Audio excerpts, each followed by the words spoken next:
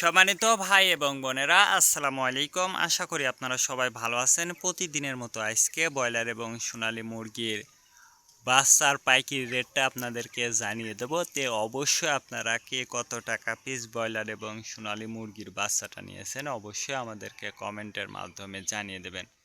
তার কারণ বাচ্চাটা কিন্তু বিভিন্ন রেটে বিক্রি হচ্ছে, বিশেষ করে ব্রয়লার মুরগির বাচ্চা।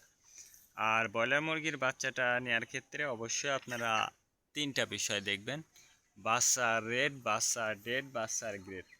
রেট দেখবেন এই জন্য যে প্যাকেটের গায়ে যে রেটটা দেওয়া আছে তার থেকেও কিন্তু কম দামে আপনারা বাচ্চাটা নিতে পারবেন যদি আপনারা নগদে বাচ্চাটা নেন।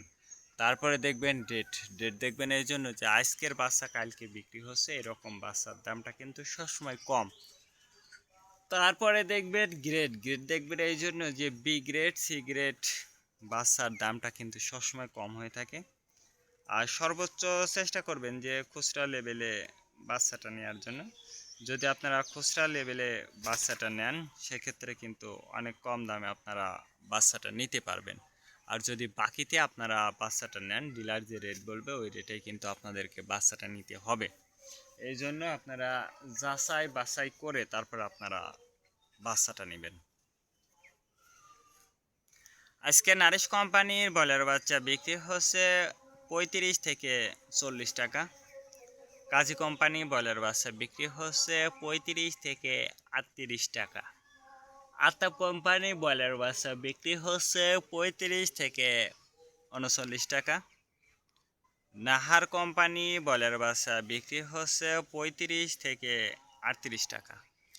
নিউ হোপ কোম্পানি ব্রয়লার বাচ্চা বিক্রি হচ্ছে 35 থেকে 40 টাকা। A1 ব্রয়লার বাচ্চা বিক্রি হচ্ছে 35 থেকে 39 টাকা। প্রভিটা ব্রয়লার বাচ্চা বিক্রি হচ্ছে 35 থেকে 41 টাকা। প্রাগনা ব্রয়লার বাচ্চা বিক্রি হচ্ছে 35 থেকে 40 টাকার মধ্যে আপনারা ব্রয়লার মুরগির বাচ্চাটা নিতে পারবেন ইনশাল্লাহ। এবার সোনালী মুরগির বাচ্চার পাইকারি রেটটা আপনাদেরকে জানিয়ে দেব।